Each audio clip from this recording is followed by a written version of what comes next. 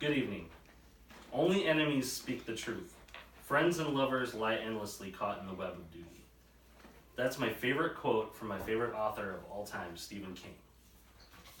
This quote is from The Gunslinger, the first book in the Dark Tower, the epic fantasy series which ties together many of King's other works. King has become famous for his massive success as a horror writer, but many would be surprised to learn that he has also written fantasy, science fiction, mystery, and even what some would consider to be a children's fairy tale, a book called The Eyes of the Dragon. I have read all of King's novels and many of his short stories, and I have obviously become a huge fan.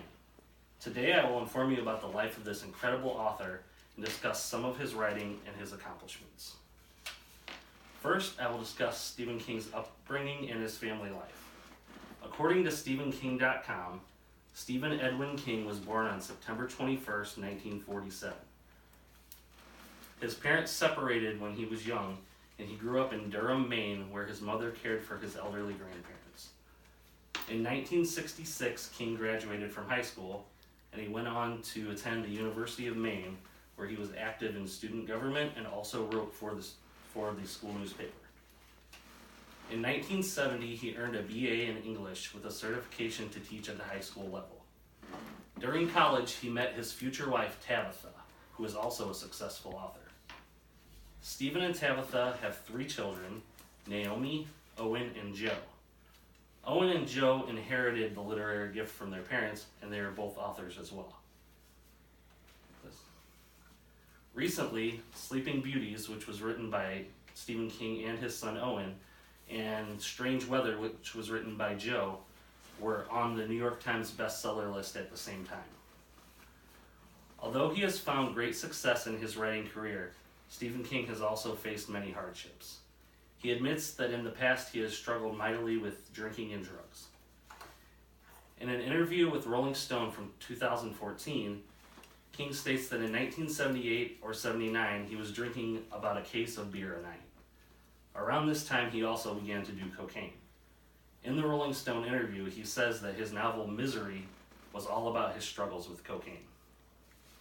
King cleaned up his act when he realized that both his family and his work were suffering from his addictions. On June 19, 1999, King was struck by a van while he was walking near his home in Lovell, Maine. He suffered serious internal injuries. In an article written for The New Yorker in June 2000, he states that he did not want to continue writing after his accident, but his wife convinced him that getting back to working on what he loved would help to pull him out of his depression. King's family life and his hardships have influenced his vast body of work, which I will give a brief overview of now. Stephen King burst onto the literary scene in 1974 when his first novel, Carrie, about a troubled teen with telekinetic powers, became a New York Times bestseller. According to biography.com. In his career, King has written over 50 novels, all of which are bestsellers. Some of his most recognizable works are The Shining, It, Misery, Pet Sematary, and The Dark Tower. King has also written many short stories which have been turned into movies, such as Stand By Me and The Shawshank Redemption. He has also written several novels under the pen name Richard Bachman. Stephen King is one of the most successful authors in history and has received countless literary awards. His name has become synonymous with horror. King and his work have become ingrained in popular culture, perhaps more so than any author in American history. Stephen King has been my favorite author for several years and was the driving force which fueled my love of reading. I hope that I have been able to give you a brief overview of Stephen King and his work and perhaps inspired you to read some of his writing if you have not done so before. Thank you.